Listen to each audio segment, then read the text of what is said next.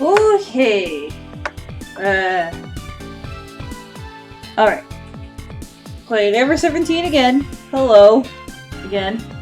And hopefully sound is working good.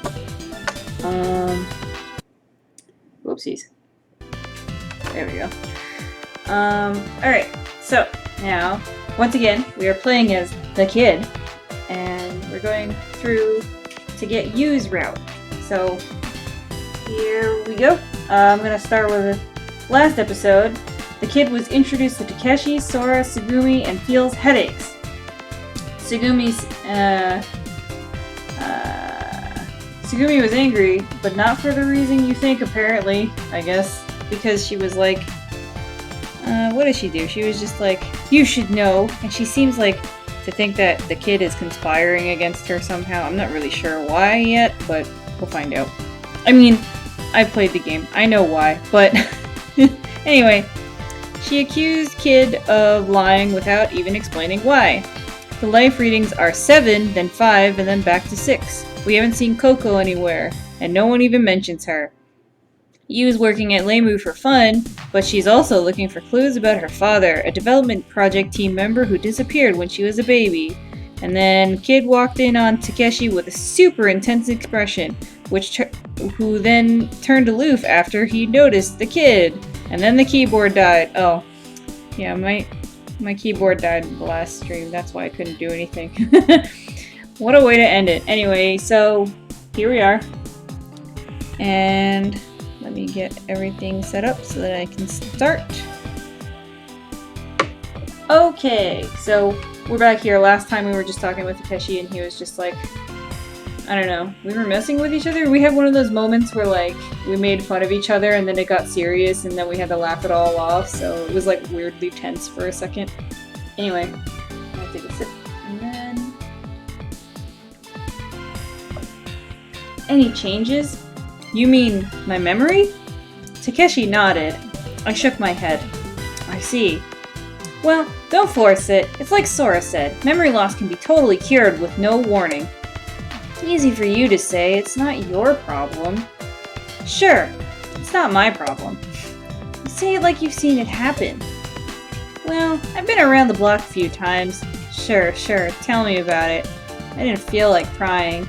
Well, for now, why don't you just try to remember things, starting with the stuff familiar to you? Yeah, you know, things like your birthday. Your birthday. Huh? What's wrong? Hey, what year is it? You forgot that too? Yeah. It's 20... What year is it? Saying that, Takeshi fished his entrance ticket stub from his pocket. Oh, that's right. It's 2017. The year of our Lord. 2017. Gosh, feels weird being in 2020 now. Takeshi crumpled the stub back up and pushed it back into his pocket. 2017. Is there something up with that? Yeah, kind of. Kind of? I thought that maybe if I heard the year, then maybe I might be able to remember at least my birthday.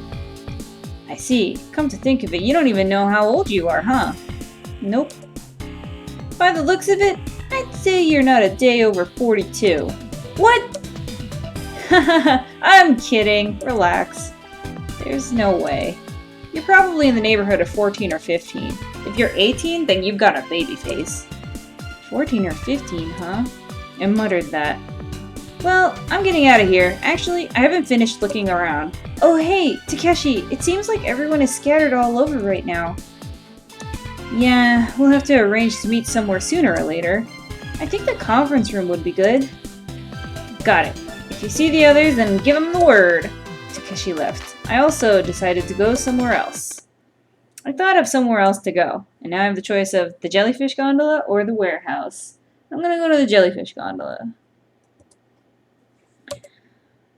Jellyfish gondola. Tsugumi was there.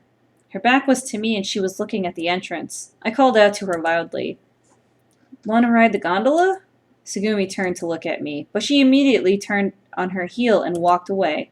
Wait a minute. I already told you. I said Don't ever talk to me again. But... Tsugumi started walking again. Hey, I said wait! What is it? You're so irritating. You met you and Sarah, right? So what? Why didn't you listen to them? It's none of your business. Is that why you stopped me?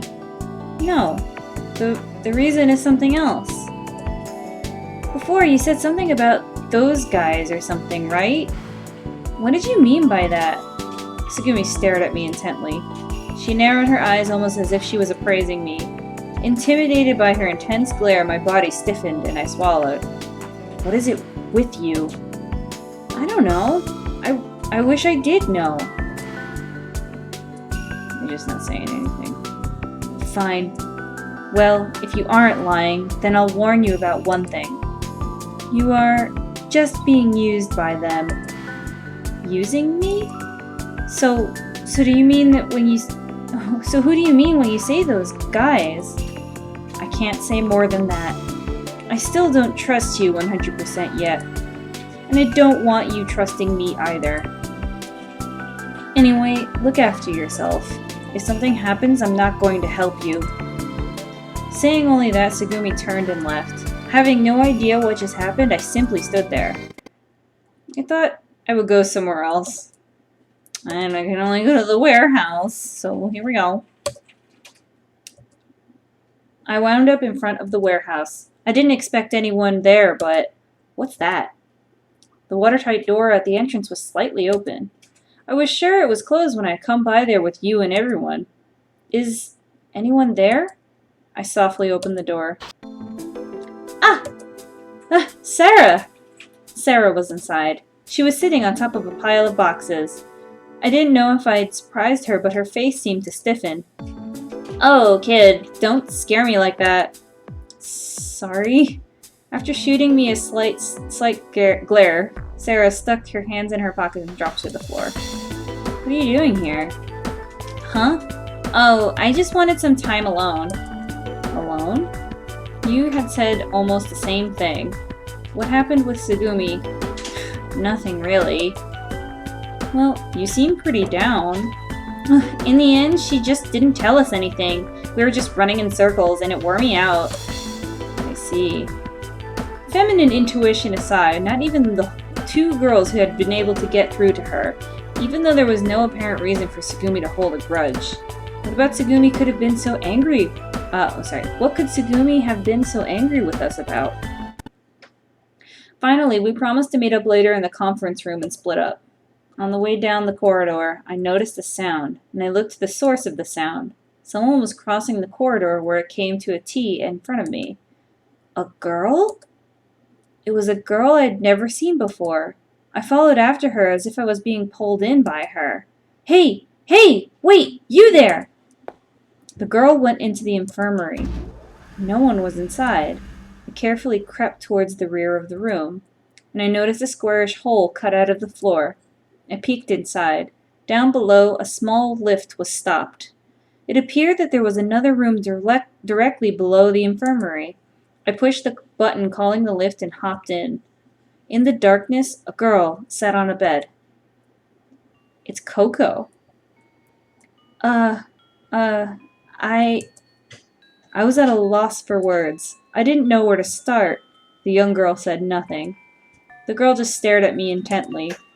It's all right. Don't worry. Everything is all right. She didn't answer. Anyway, let's go where everyone else is. Everybody? Yeah. It's not just me. There's lots of other people. Help! Why did you come to help? Yeah. That's right. She looked down. But it's probably impossible. Huh? There's no way out anymore. The girl's eyes were sad and moist. Why do you say that? We'll be fine. Our rescue team should be here any time. Liar! It's not a lie. The people who escaped know that we're here. Someone will come for sure.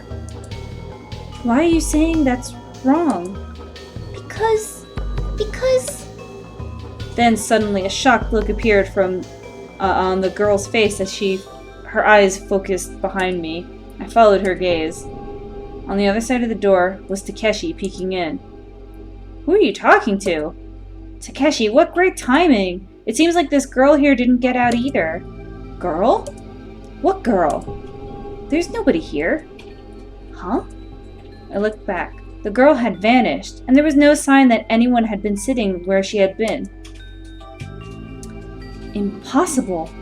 Stop it already. What are you, tired of memory loss and working on hallucinations now? You're worse off than we thought. No, I'm not seeing things. There was a girl here. She was sitting on the bed. Listen, kid.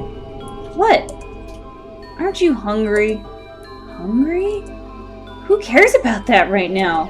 There was a girl here. A girl, I tell you. I know. There was a girl there. I heard you. No, you don't get it at all. Alright, I'll listen to the whole story later. But nothing. You're gonna piss me off if you keep this up. Everyone is waiting for you to eat together. Well, then what are we gonna do about the girl? I'm sure the girl is probably starving too. Oh man, you've completely lost it. I'm not crazy. There was a girl right here. And in the end, I couldn't get Takeshi to listen to me. 10:24 p.m. Ooh, I wonder, what was that all about? Spooky.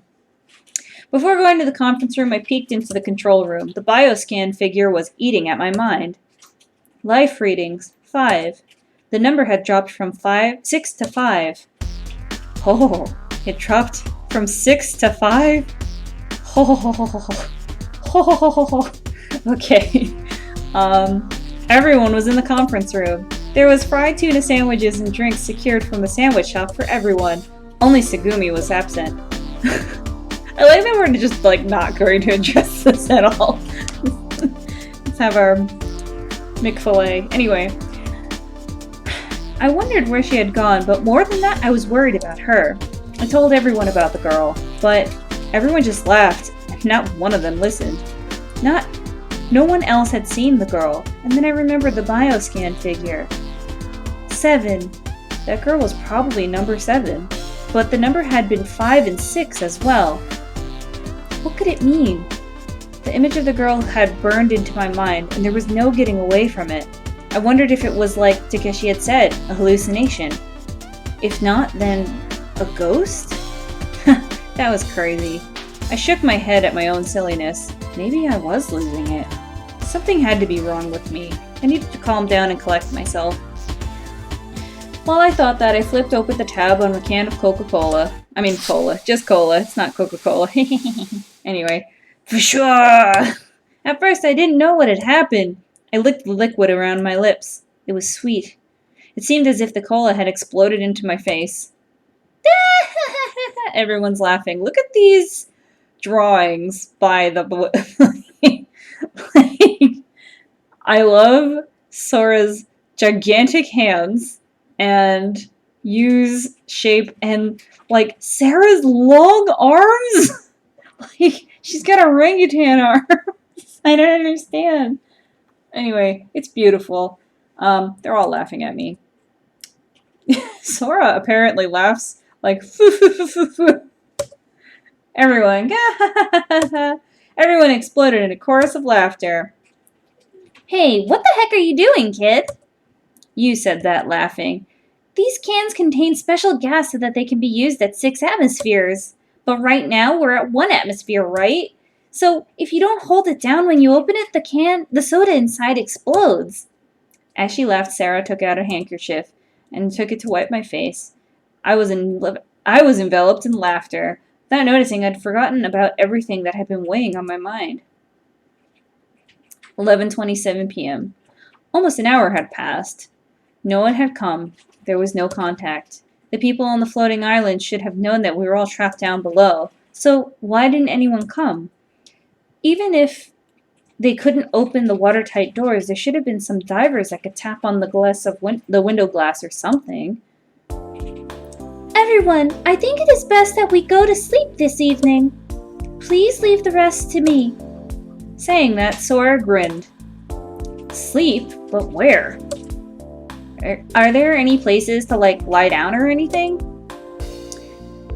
In the sectors that were submerged in water, but unfortunately not in the dry areas. Instead, I have prepared another place for you. Another place? Oh, wait a second, Sora. You're not saying that 4 people have to sleep in this crammed place. There was a place where I had seen the girl. What is this room anyway? Let me explain. This is a decompression room for medical purposes.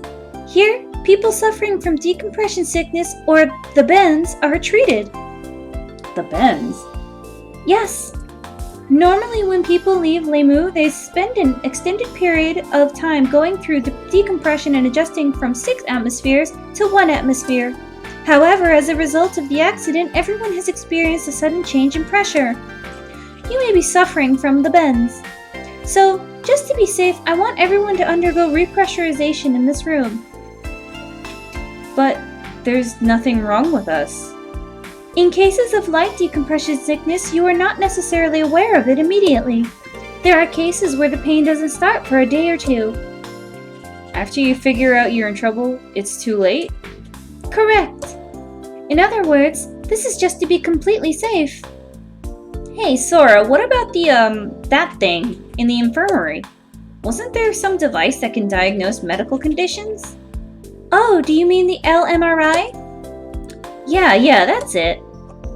If you do a scan with that, can't we tell for sure if it's decompression sickness? Unfortunately, no, we cannot. What? Really? Why not? As you saw before, the device is out of order. Discovering the problem and repairing it would take time and energy. Oh, really? Sora, can I ask you something? What? I want to know more about this decompression sickness. I see. Decompression sickness occurs when there is a sudden change in the surrounding air pressure and gas bubbles that can't be discharged accrue in the body. I can zip forward. Woohoo! We know what decompression sickness is anyway.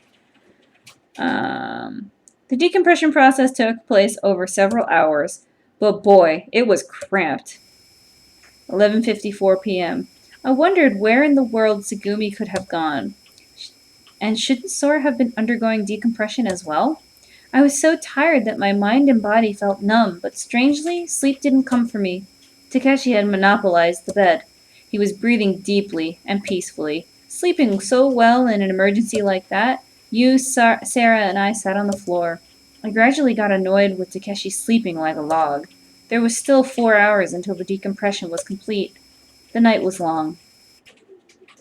1:39 a.m. I wondered how much time had passed since the pressurization had started. I noticed that the date had already changed. I waited on the hard floor for the treatment to finish. He was the only one of us. Jeez, he's so loud, that idiot. Naku, I can't sleep at all. Takeshi's sleep-talking echoed throughout the room. We were so mentally drained, the 3 of us were in no state to sleep. No, it was worse than that. Gradually, we had started to go mad. Why don't we just wake him up and tell him? It's no use. Snoring and talking in your sleep aren't things that people can control. We could tape his mouth shut. Or even better, we could drape a wet towel over his face. Wouldn't that kill him? Yeah, you're right. Why is he the only one that gets to sleep on the bed? You let the bed have a swift kick as she said that. No, not there. Takeshi shamelessly carried on like that, looking happily asleep. I wonder what kind of dream he's having. Who knows? I'll bet it's something sexual, judging from his stupid expression. You reached out towards Takeshi's face and pinched his cheek, and then... You... Huh?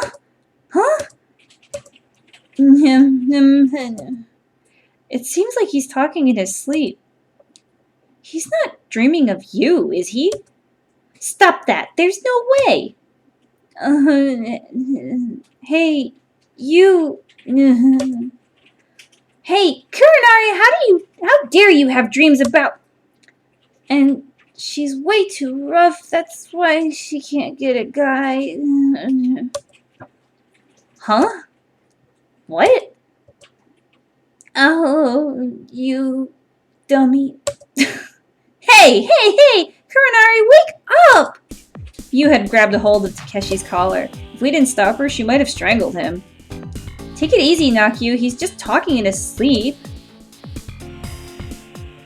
She's right. He probably doesn't mean anything by it. Probably not, anyway. Takeshi continued to blabber with a dumb, blissful look as he slept, oblivious to our troubles. I've had it. I have no choice but to... What are you gonna do? Yu put her hand in her pocket and pulled out the marker from before. She popped off the cap of the pen and prepared to... Hee. No, you're not going to... Oh, you bet I am. You're gonna chop his head off. No, not with a pen. Oh, now we have a picture of Takeshi sleeping and drooling. Watch this. This is what I'll do. We drew some anime eyes on top of his eyelids. As she said that, Yu took the pen and started drawing big round eyes like a girl from a manga on Takeshi's eyelids. He's still snoring. What goes around comes around. Take that. It's a masterpiece. That's funny. Let me try, Nakyu. Scribble, scribble, scribble. Sarah sketched whirlpools on Takeshi's cheeks. I don't know what this nin ninja thing. Sarah says, nin ninja! I'm laughing so hard my gut hurts. Hey kid, why don't you draw something on this idiot? You'll feel loads better. Alright, let's see. Scribble, scribble, scribble. I don't know what that is on his head. I drew meat on his forehead. I don't really see it. It's under his bangs. I don't know if that's maybe like the Japanese character for meat. Oh, there you go. Thank you for verifying. It is the Japanese kanji for meat. Anyway, the three of us kept taking turns doing graffiti on his face. Scribble, scribble, scribble, scribble, scribble, scribble, scribble, scribble. Okay. Dozens of minutes later, Takeshi had been further transformed into a much decorated creature. Miserable, disfigured, and hard to describe. May 2nd, Tuesday. Alright, AM 5:15. Sorry. Let me take a sip.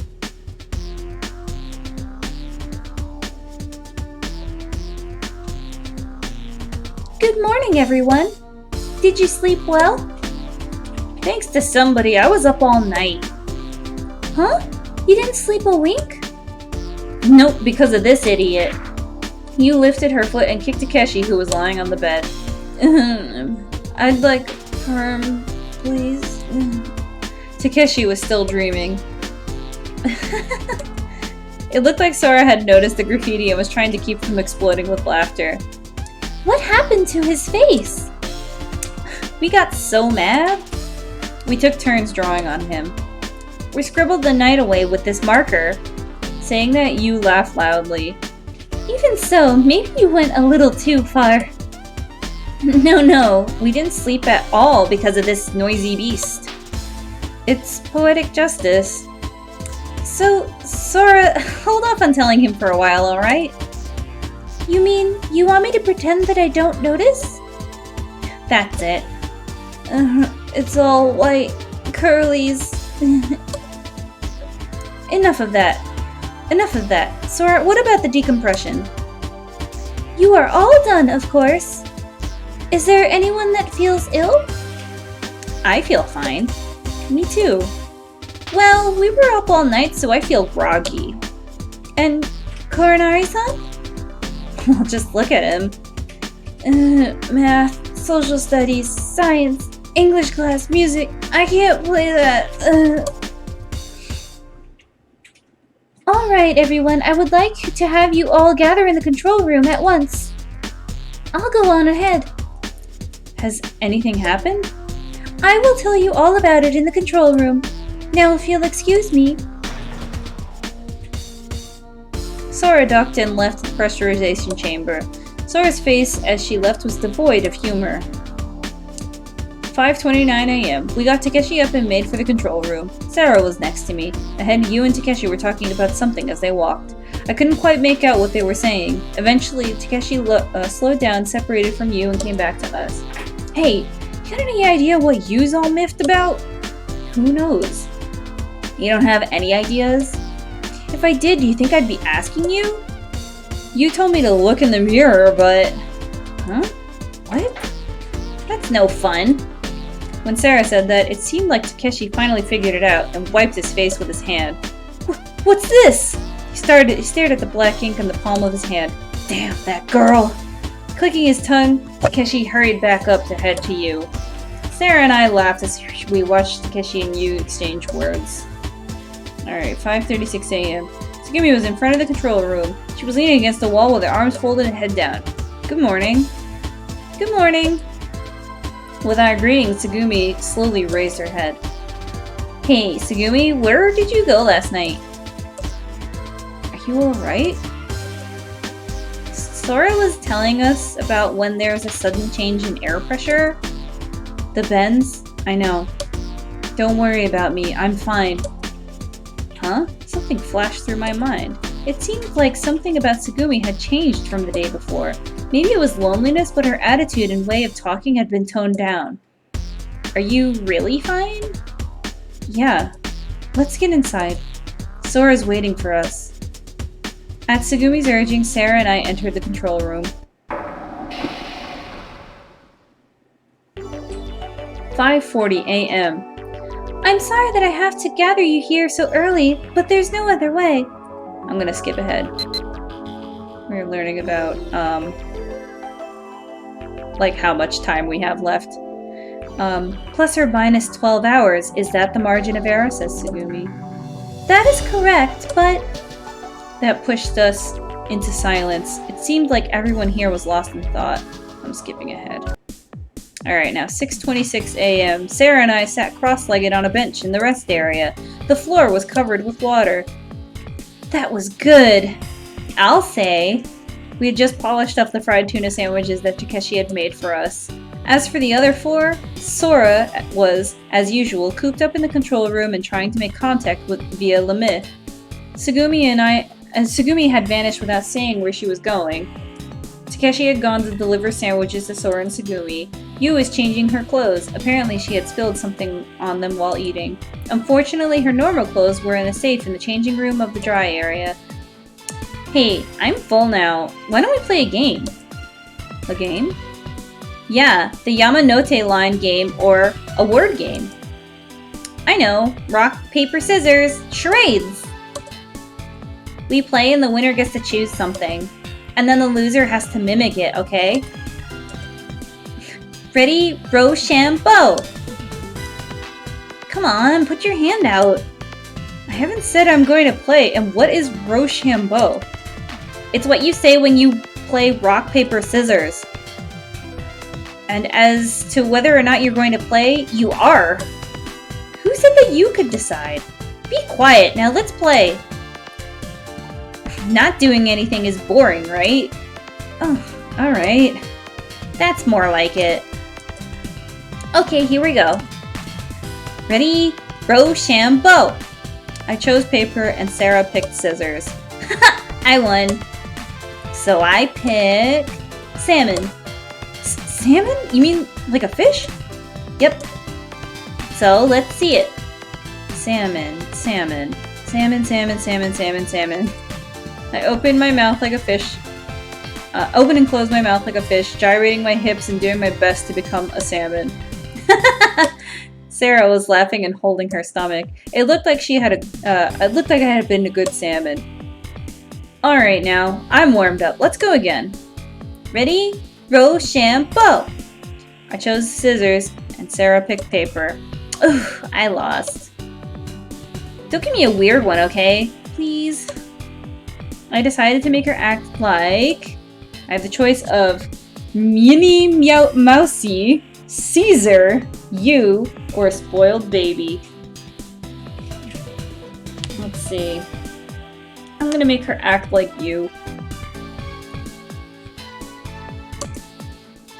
I choose for you to act out like you. By you mean knock you?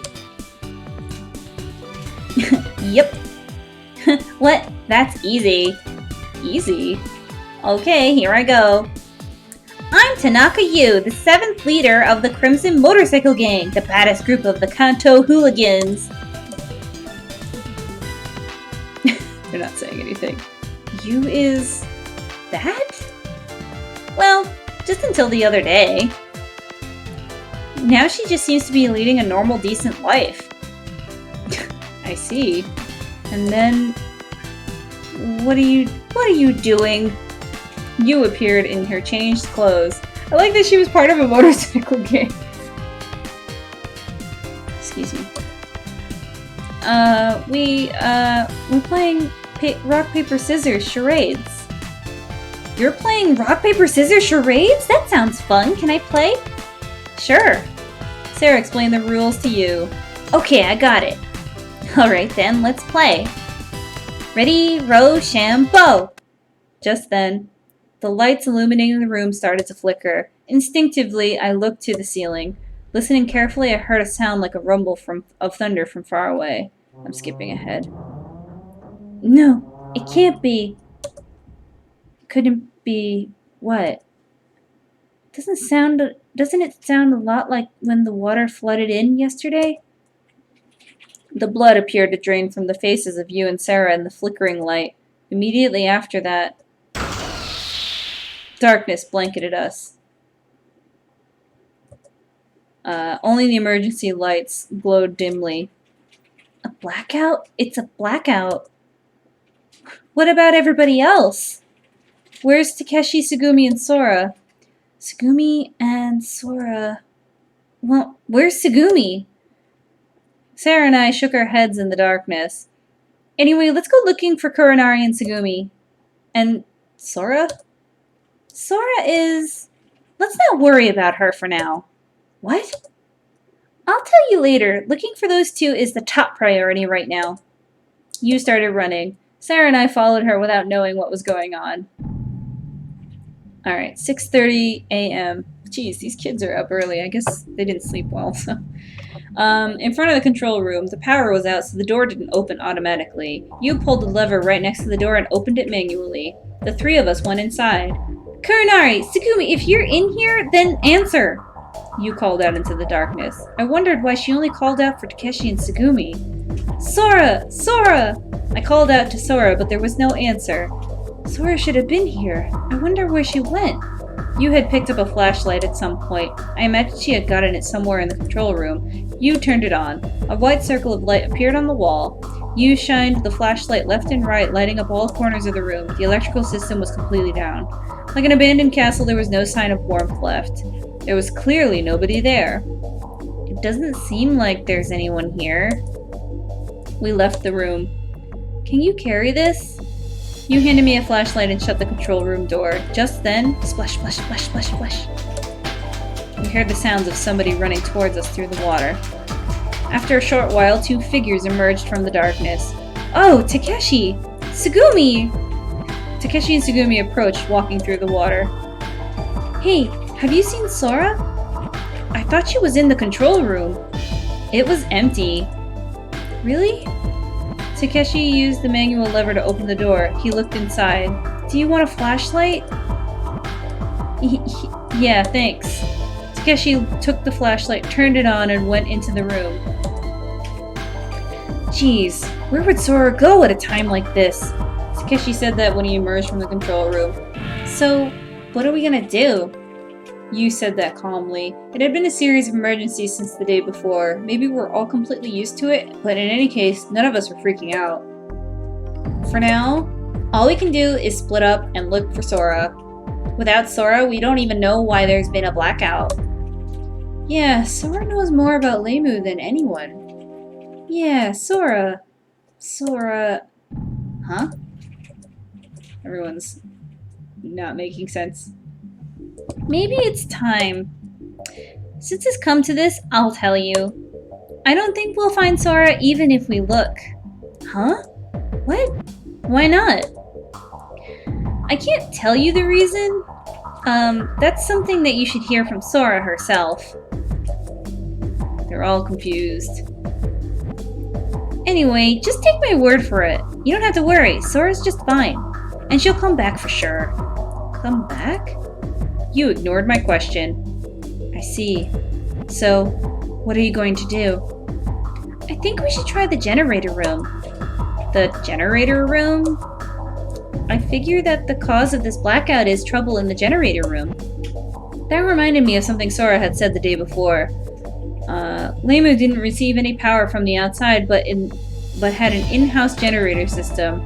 There was a thermal seafloor vent where hot water was pumped out from the seabed, and the heat from that was used to operate the generator.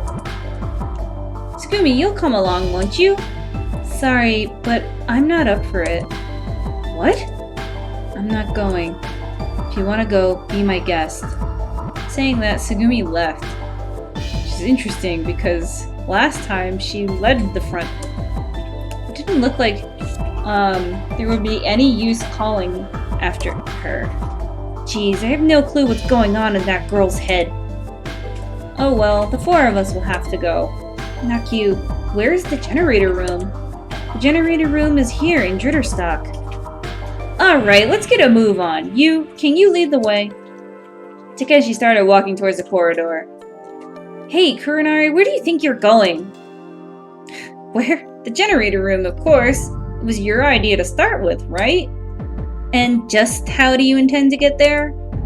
Huh? By walking through the corridors, dummy. Oh, please, you really don't get anything, do you? What's that supposed to mean? Hey, you, I don't think I get it either. Me neither. You guys don't remember the map of Lemu we saw yesterday? Map? Map. Now we're seeing a map. This is where the control room is. Oh, you mean the... Whatever, I can skip this. Thank God I can skip this. Thank God I can skip that. It's just because it's underwater or something like that. Anyway. Correct. So we have to go to the entrance of the neutral buoyancy elevator. Yeah, that's right. Now that you've got it, let's get going. Ready, set, go! Ninja! Sarah took a bizarre kung fu pose and started spinning like a top. I had no idea what she was trying to do. Before going for repairs, we had to secure tools. Sorry. And when the four of us had descended to Zweiderstock, we stopped in the warehouse first. Fortunately, we found the tools we needed right away. Pliers, a spanner, a screwdriver, a hammer, and a small welding machine, etc., etc. We packed all the tools and what we imagined, we packed all the tools we imagined we might need into a toolbox and headed to the neutral buoyancy elevator. Alright, 7:05 a.m. The neutral buoyancy elevator A. A meant egg in German. It was also a literal take on the egg-shaped elevator that traveled up and down the rails in the ocean on the side of the Lemu. A ballast tank was attached to the floor. It would take in or release seawater from the tank as necessary to increase or reduce buoyancy, making the elevator rise or sink. Once we were inside, we sealed the watertight doors on the Lemu side of the elevator. All we had to do, oh my god. Zoom. Anyway, skipped ahead. What's going on? We're not sinking at all. No, it doesn't seem like it. Do you think it's because the power is out? No, the A elevator is a neutral buoyancy elevator, so it basically doesn't require outside power. But it does need the power for the intake release of water and the ballast tank, and this is the only time it ever needs power. But we're in a blackout right now. So there's no way to control the ballast valve? Is that the problem? Yes. Oh, great. So that means that we can't move this thing at all then. Stupid, that's wrong. You're supposed to be a college student? Well, excuse me, so put it in terms that I can understand. Professor, I know. Alright, Matsunaga-kun. In order to use the buoyancy to rise or sink, the weight of the elevator must exceed the buoyancy of the object to sink, or vice versa. That is correct. You figured it out too, right, kid? I either say I got it or I don't understand. I'm gonna say I got it. I understand. I'm a smart kid. Yeah, you mean the Archimedes principle? There it is again. Good old fucking Archimedes principle. The buoyancy... Okay, can I skip this? No, I can't skip this. The buoyancy of the submerged object is equal to the weight of the liquid displaced by the object. Right now, the buoyancy of the elevator is exactly balanced with the elevator's weight. So if you make the elevator heavier, it'll outweigh the buoyancy and the elevator will sink, right? Wow, good work, you two. What brains. You patted our heads as she praised us.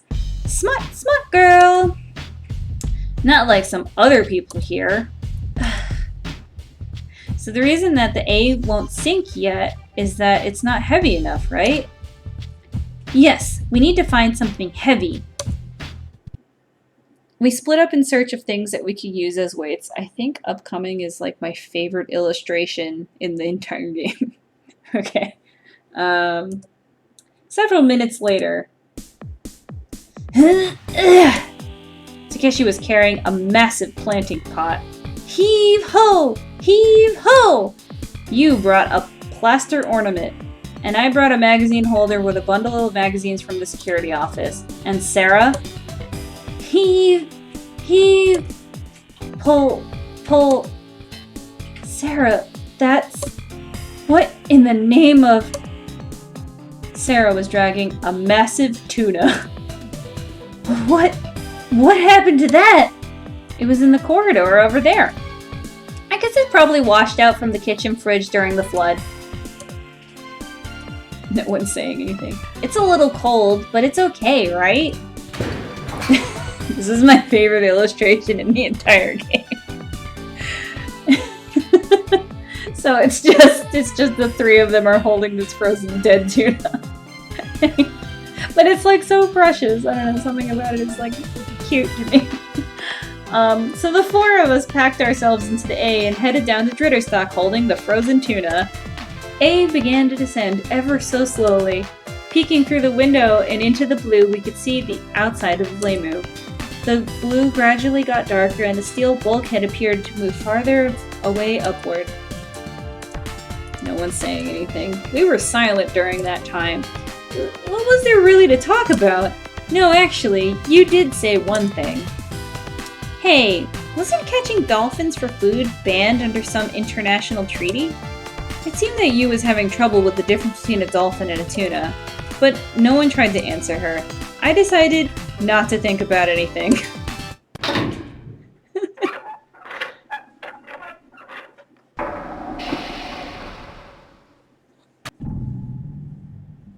Okay.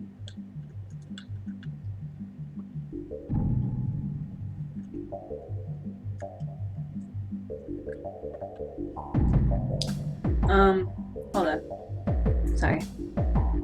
Okay. Dritterstock, Sector 7 was another area sealed off because of the flooding. That's where we got off.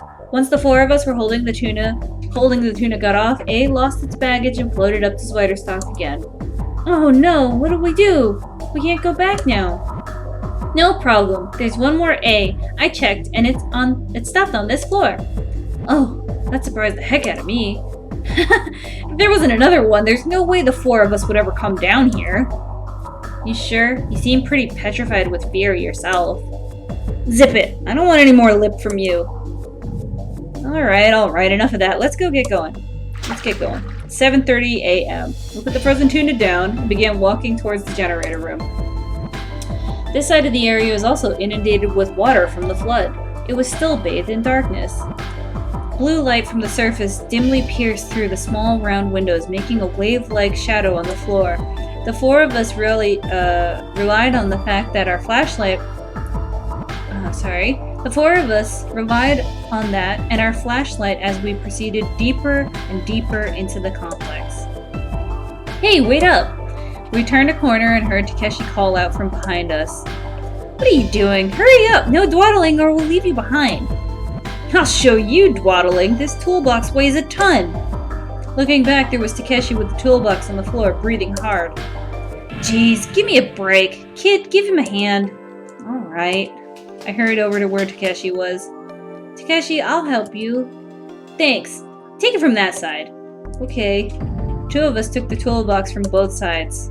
Whew, thanks. Thought my arms would fall off carrying it all alone. Quit exaggerating. Oh, Takeshi, watch out, there's a bump sticking out there. Whoa! That was close. Takeshi was just able to right himself. Whew, that surprised the heck out of me. I just about fell down. Glad you noticed that, kid, it being so dark and everything. Good job. Huh? You really think it's that dark? Takeshi, maybe you've got bad night vision? Could be. What is it that causes that? Lack of vitamin A or something? I hate liver and carrots. You shouldn't be so picky. 7:44 a.m. Finally, we caught up with you and Sarah and reached our destination. Dim yellow and black stripes appeared ahead. This is it? This is the generator room? There was a plate with information on the front of the door, but it was too dark to read. I'll take a look. You reached down to the door handle. Wait a second! Instinctively, I grabbed Yu's arm. What is it? Everybody's confused. Takeshi and Sarah stared at me questioningly. What's the matter? The thing is, I couldn't find the words to reply. I wondered why I had said what I said. I didn't really know. Yet somehow... If you don't know what's going on inside, don't you think that it might be dangerous to just open the door? I was just rattling off what popped in my mind. No, I hadn't even thought it. It just seemed to jump from my throat before anything else. Kind of like when you snap your hand back after touching the hot stove. I just reflexively blurted it out. What do you mean? Yu wasn't buying it. I took my hand from Yu's arm and searched for words. At that moment, it's kind of like this.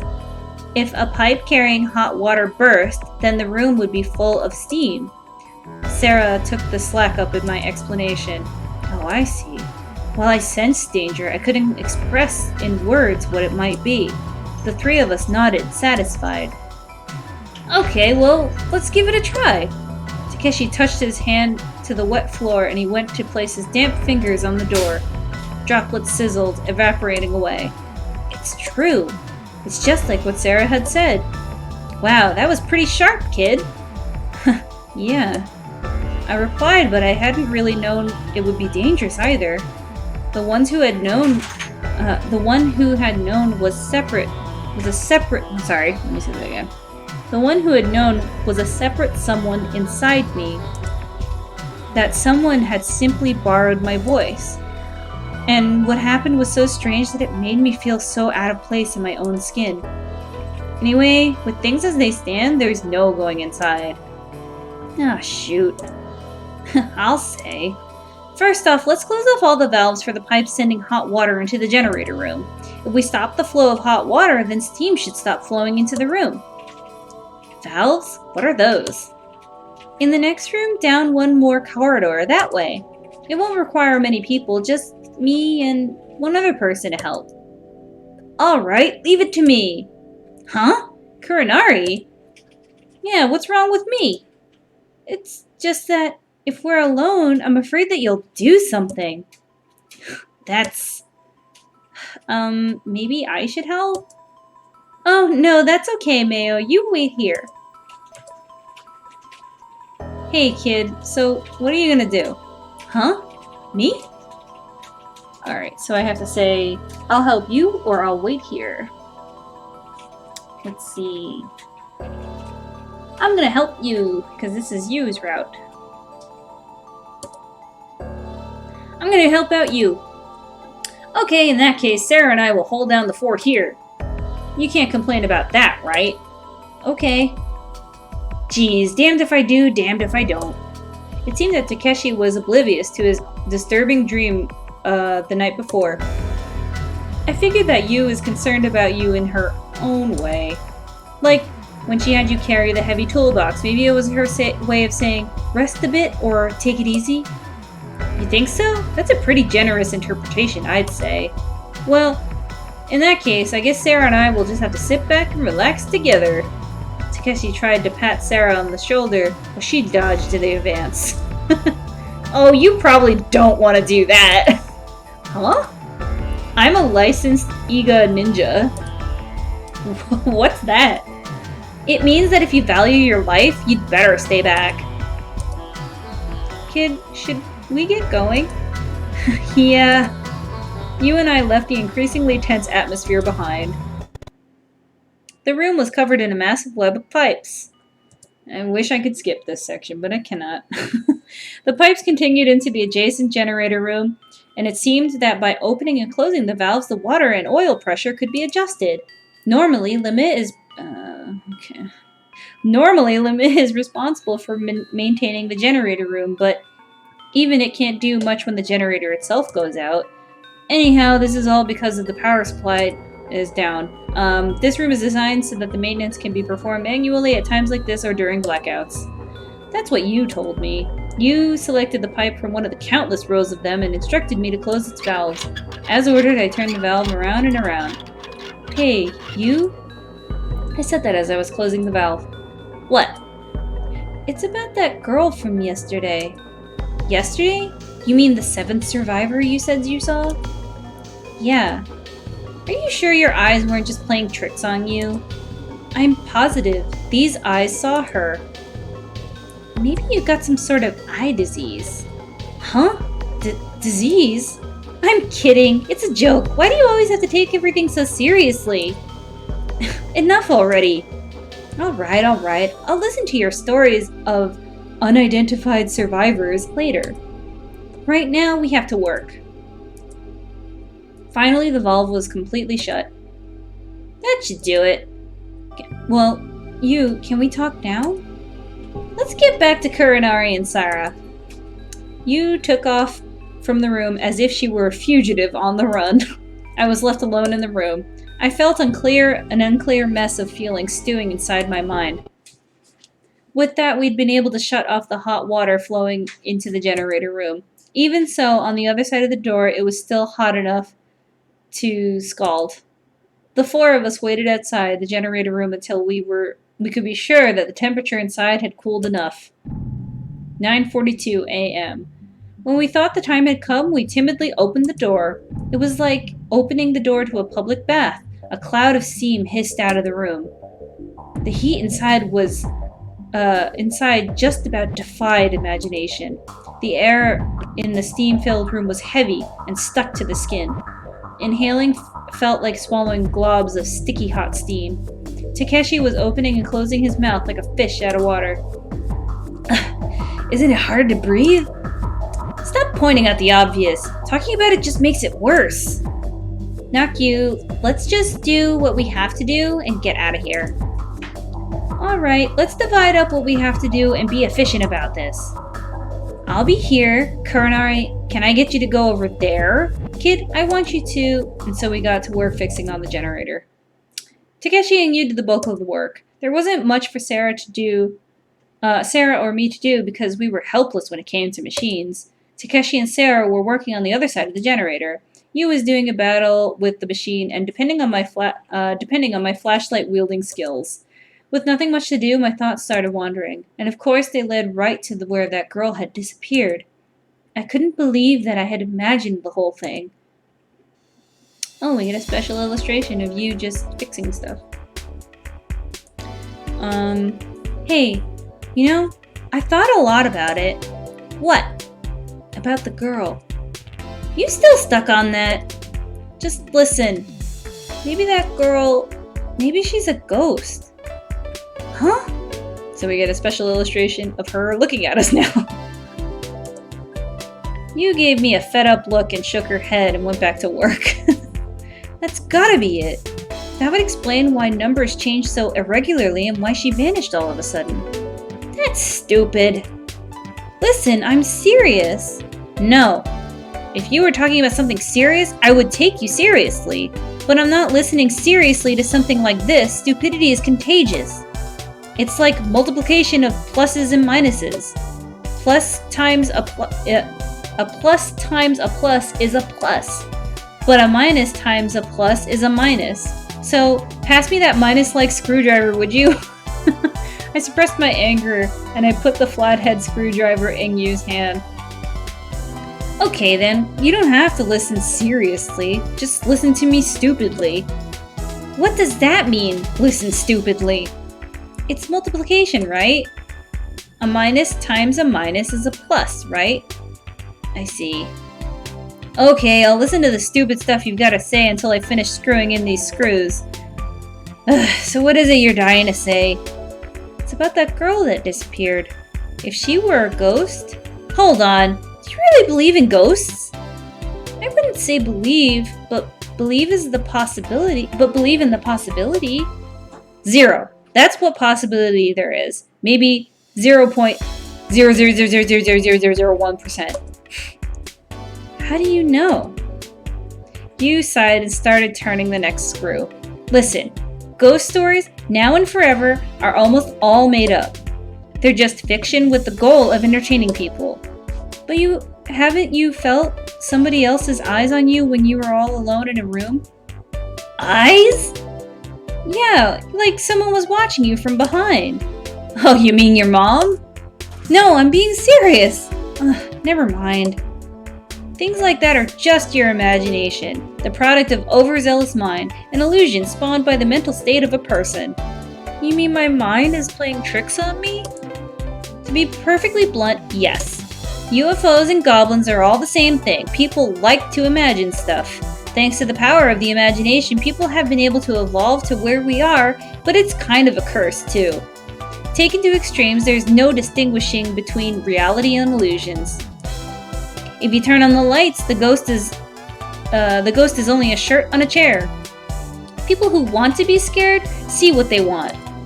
If you really want to believe that something exists, even if it doesn't, then you still feel that it does. If you're scared of something, you'll scare yourself, even if there's nothing there. Alright, so I either get to keep arguing or I give up. Let's see. I'm gonna keep arguing. Wait, what about sleep paralysis? How do you explain that? Sleep paralysis? Yeah, when you wake up and you can't move. Is that just a person's mind too? They probably can't move because somebody tied them up to where they were asleep. Who? Some SM freak. As if that could happen. I'm kidding. You're talking about when your body is still asleep but your mind is awake?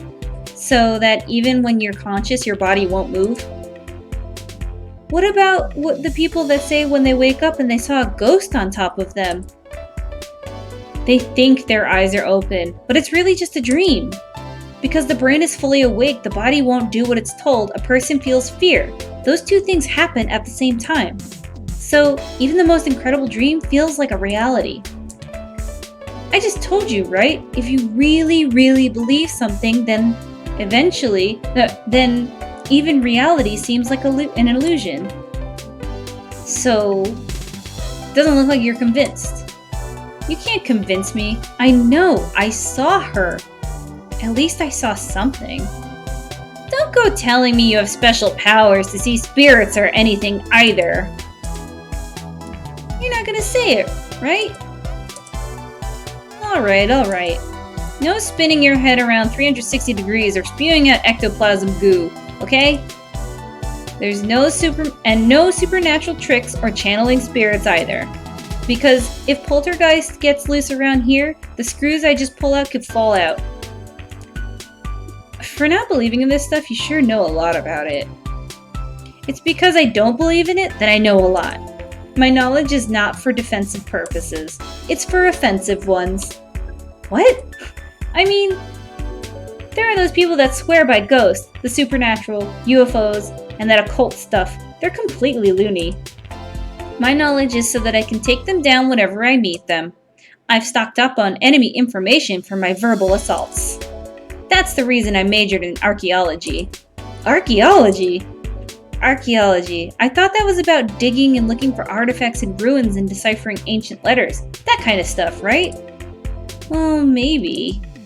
You studying archaeology, it just didn't click. So, what are you studying? I'm not doing anything that big. I'm still a freshman. I only take basic stuff. I just listen to professors lecture and go on about excavation surveys. I'm still getting the fundamentals of what is archaeology pounded into my head. Oh, that reminds me. Speaking of archaeology, have you ever heard of the continent Lemuria?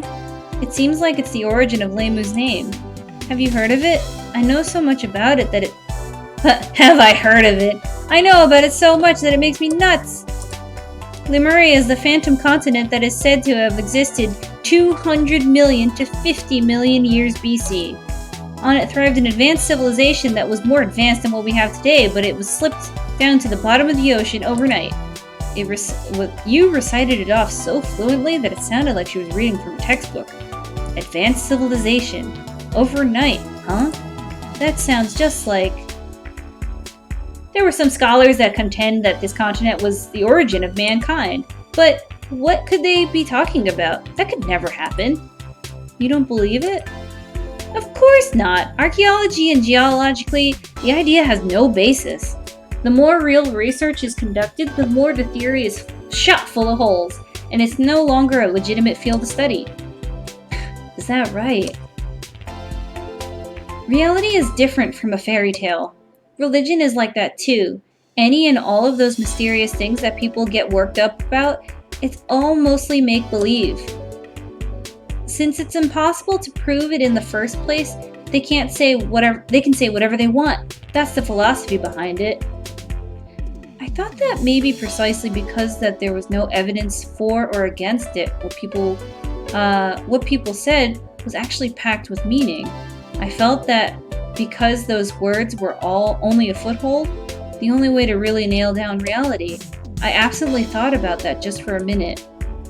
This screw is really tight. Hey, let me try. We switched places and I tried twisting the screw into place. Ugh, I'm beat. My shoulders are stiff and everything. You twisted and stretched. Her back popped loudly.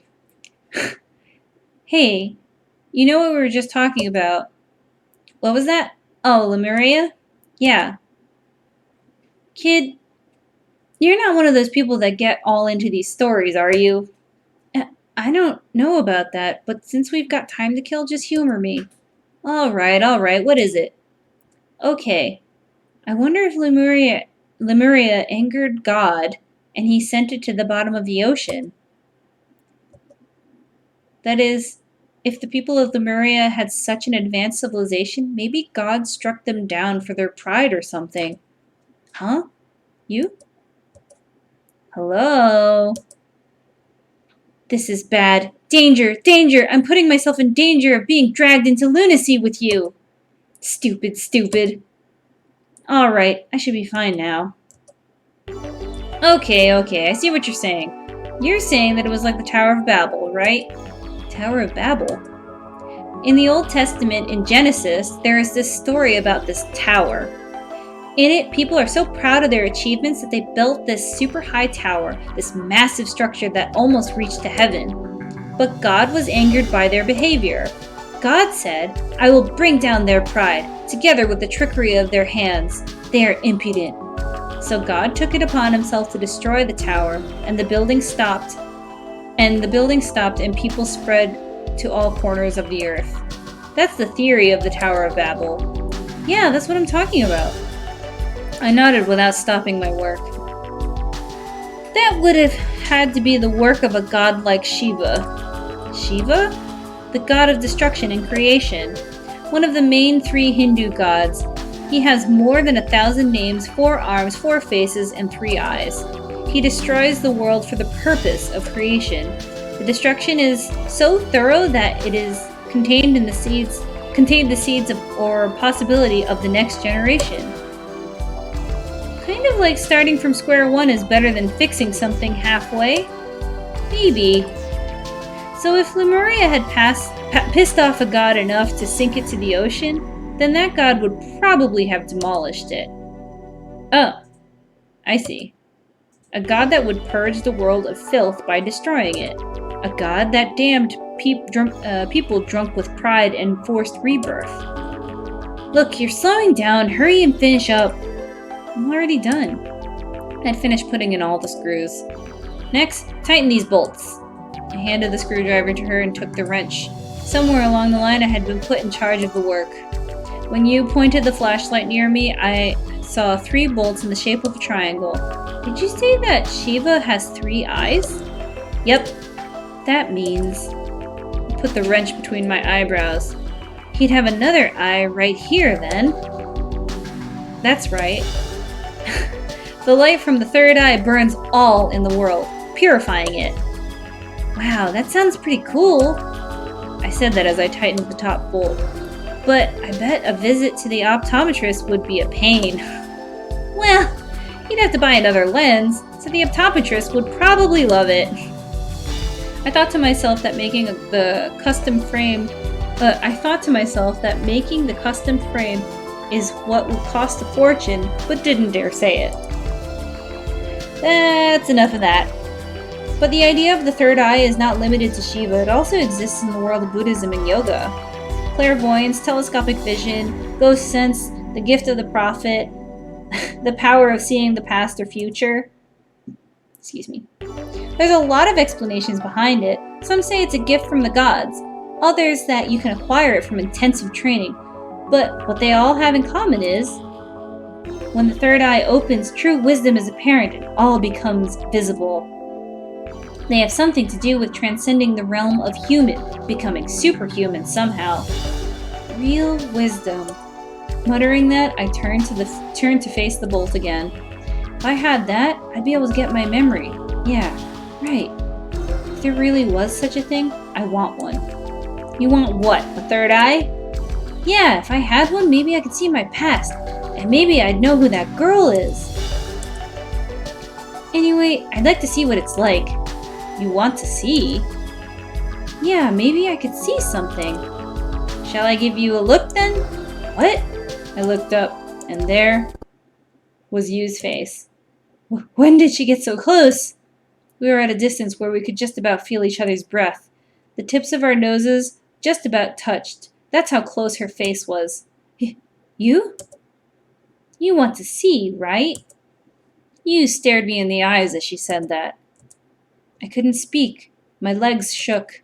My heart was beating as fast as it would go. It felt like I would jump straight out of my chest. Now, take a good look. Yu lifted her bangs and placed her finger on her forehead. Right here, isn't it? The third eye. On Yu's face, there was nothing. All I could think was how nice her skin and all I could think about was her nice skin and sweet smell. Yu grabbed her stomach, laughing. Huh? What? It's a joke! A joke! What? That was too funny. Who else would take that completely seriously? You're the best. You're so mean, Yu. You tease me even though you know how serious I am. Sorry. Oh, I'm sorry, but you keep saying one bizarre thing after another, so I couldn't help but playing a joke on you. Besides, what I had said wasn't really a lie anyway. Saying that, Yu pointed to her forehead again. What do you mean? I wondered why we only had 2 eyes. Common knowledge had it that physically 2 eyes were enough for gauging the distance to a point or focusing on something. But what would it be like if we really used to have 3 eyes? Actually, the animal ancestrals of vertebrates had 3 eyes. Early species of primitive reptiles, like the tuatara lizard, that still had a 3rd eye on top of its head. The 3rd eye. The organ had a similar function on the eyeball and lay on top of your head. The organ would be sensitive to light and the outside world and control internal hormone secretion balance based on light. The eye on the crest of one's head would stare straight up. It seemed like it would say that it would sense the difference between light in the day and night. A right eye, a left eye, and an above one. The eye on top of the head to stare out at the sky. Only we people and higher vertebrates had lost the 3rd eye over a process of evolution. It had been covered over by the cerebrum, and we lost our ability to sense light directly. Therefore, we have 2 light-sensitive eyeballs, one on each side instead. The lost 3rd eye was called the pineal body. It had functioned in the brain for eons and was responsible for secreting hormones that helped carve out a 24-hour rhythm. What we called our internal clocks existed because of the pineal body. That was essentially the rundown that you had gave me when I was tightening the bolts. So the third eye in terms of human anatomical science is really no big deal. It's just an organ that we lost through evolution. You mean like an appendix or webbing between fingers?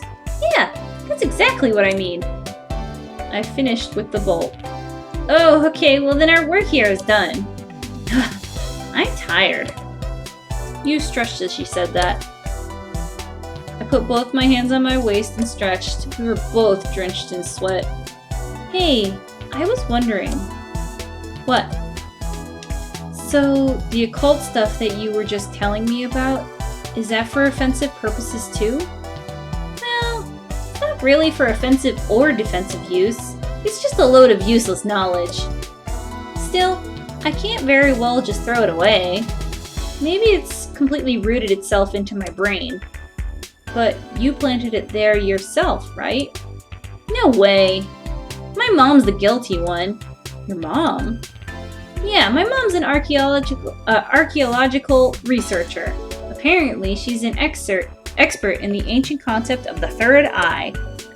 Anyway, when I was little, she told me all these third eye stories instead of lullabies. Wow. The third eye. How about that? I wondered if the third eye could be related to something. I thought I would ask about possible connections, but my mind and body were completely drained. Oh well, I'll save it for next time. I used to hate archaeology. You sighed as she said that. But one day I woke up and I found myself in the archaeology department. Like mother, like daughter? It's not that simple. Yu's shoulders slumped as she let out a deep sigh again. It's like some kind of curse. Soon after that, it looked like Takeshi and Sarah had finished their work as well.